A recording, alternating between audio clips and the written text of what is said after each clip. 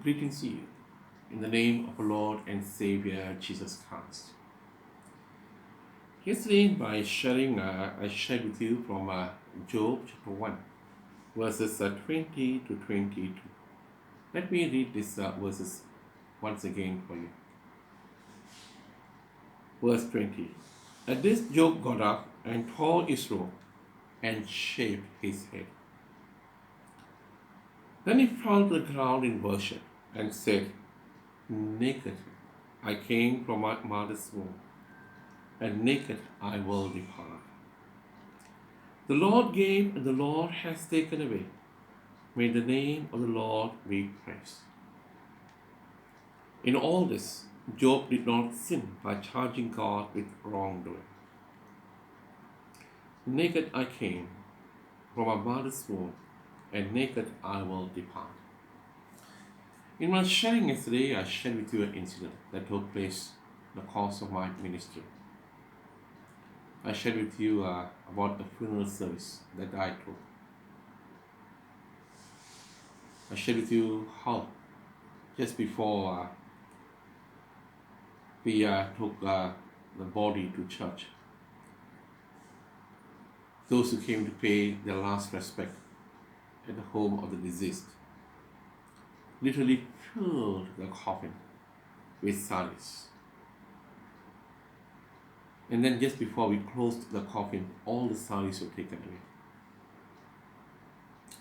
And then at the gravesite, after lowering the coffin, one of the children remembered, hey, mother, there's a no stud. We forgot to remove it. So after getting permission from me, and they got down into the grave, opened the coffin, and removed the nose stud. And I said, God spoke to me. God gave me a very powerful message. Then I was a very, very young minister. And God made it very clear to me. You will not take anything with you. You will not take anything with you when your life comes to an end here on earth. A very powerful message.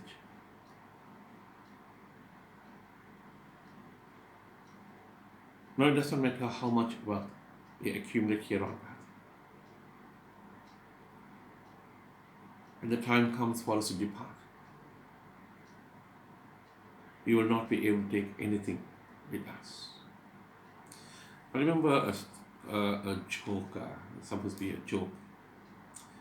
There were these two very close friends, very close, and so one of them was diagnosed with cancer, fourth stage. And then he told his friend, hey, I want to make sure that I take something with me after I am dead. Now, I'm going to give you a million ringgit. I'm going to give you a million ringgit. I want you to do something for me. His friend said, what? He said, just before they close my coffin and lower my coffin into the grave, I want you to place this million ringgit inside my coffin.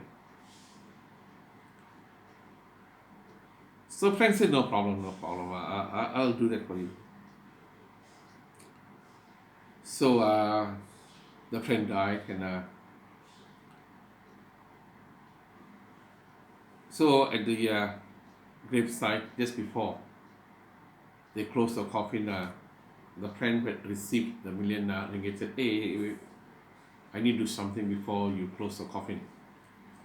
So he took out his check and wrote the check for 1 million ringgit and placed it into the coffin.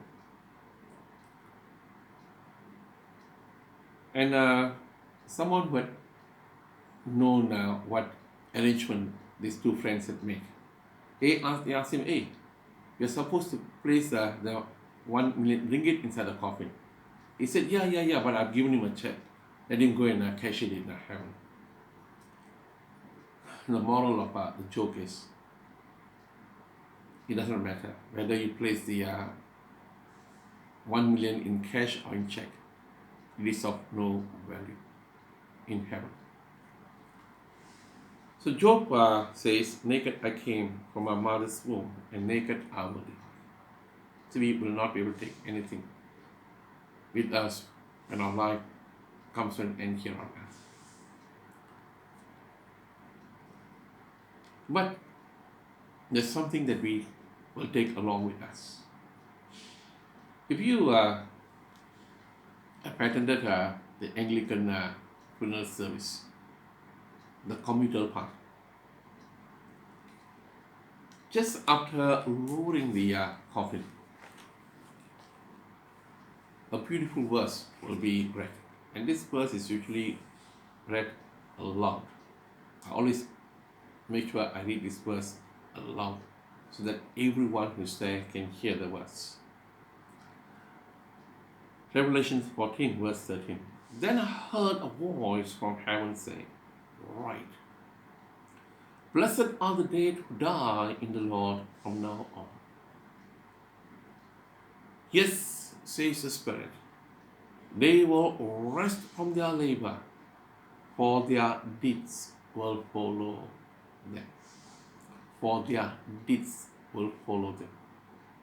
It is not the wealth that we accumulate here on earth, but it is the deeds. How we have lived our life here on earth. Our deeds will follow us to heaven. In Revelation chapter 22, verse 12. Revelation 22, verse 12. Why? Here we see why that our deeds will follow us. Behold, I am coming soon. My reward is with me. So this explains. And I will give to everyone according to what he has done. I'll give to everyone according to what he has done.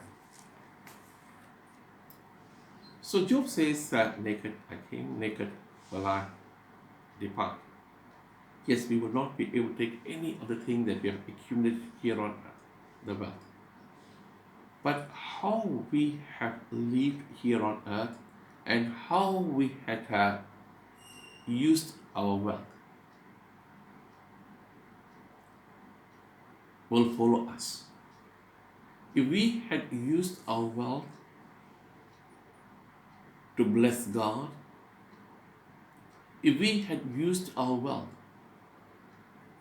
to bless others, then this what we have done the good deeds will follow us after our life ends here on earth, and we will be rewarded accordingly.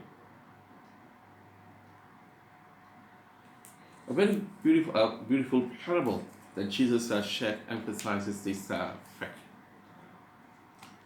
The parable of the sheep and the goat. Now, the day of judgment, there was, we see in our verse at Matthew 25 and verse 31. When the Son of Man comes in his glory and all the angels with him, he will sit on his throne in heavenly glory. All the nations will be gathered before him, and he will separate the people one from another, as a shepherd separates the sheep from the goats. Verse 34. Then the king will say to those on his right, "Come you who are blessed by my Father.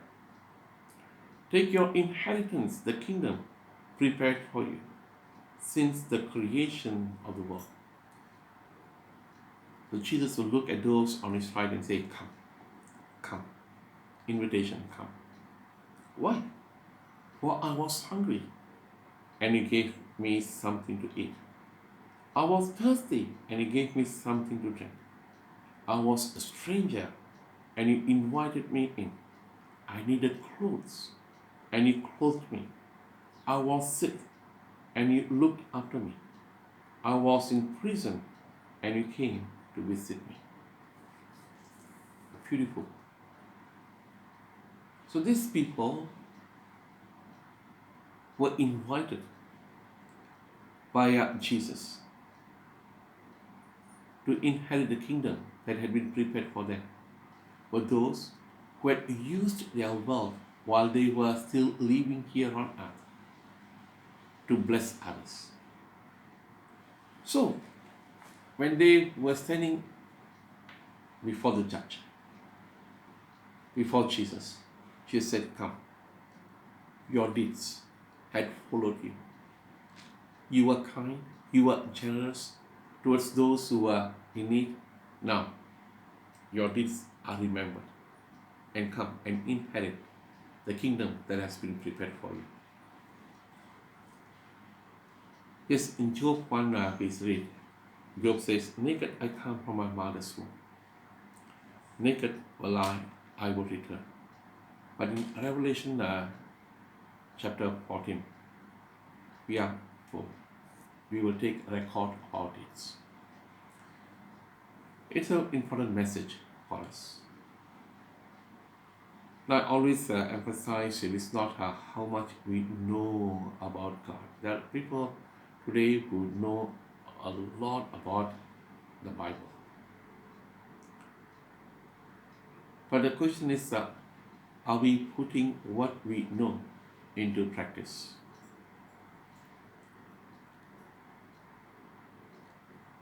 We need to ask ourselves, how am I living my life here on earth? How am I using the blessings that I receive from God? How am I using the wealth that God has blessed me with? Today, unfortunately, there are those who are chasing after wealth. If you ask Solomon, he'll tell you, chasing after wealth is like chasing after the wind. One can accumulate as much wealth as one desires. But when the life comes to an end, whatever the person has accumulated here on earth, it does not matter how much fixed deposit one has in the bank. It does not matter how much land one owns. It does not matter how much investment one has invested while living here on earth. What will follow? The record of our deeds. So let us be reminded that we will not be able to take any of what we have accumulated, but we will take with us a record of our deeds. So let us use what God has given to us wisely. Now, I say wisely because I always believe that we should never create objects of charity just to make ourselves feel good. But when there is a need, we must be generous enough. We must be kind enough to demonstrate the love of God by meeting the needs of those who are in genuine need. And then, what we do? We don't do this so that we can go to heaven. We do the good deeds because we have been saved. We have been blessed by Jesus. So remember, we will take with us a record of our deeds, and we will be rewarded accordingly. So let us just spend some time to reflect on how I'm using my wealth.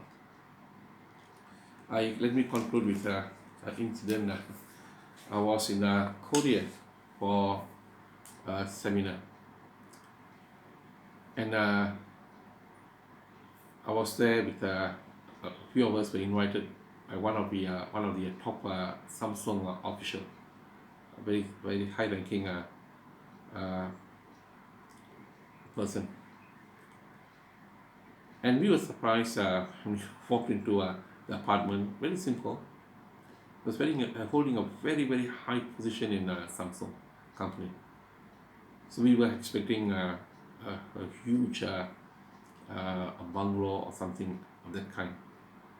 When we walked into the house, it was just a simple unit.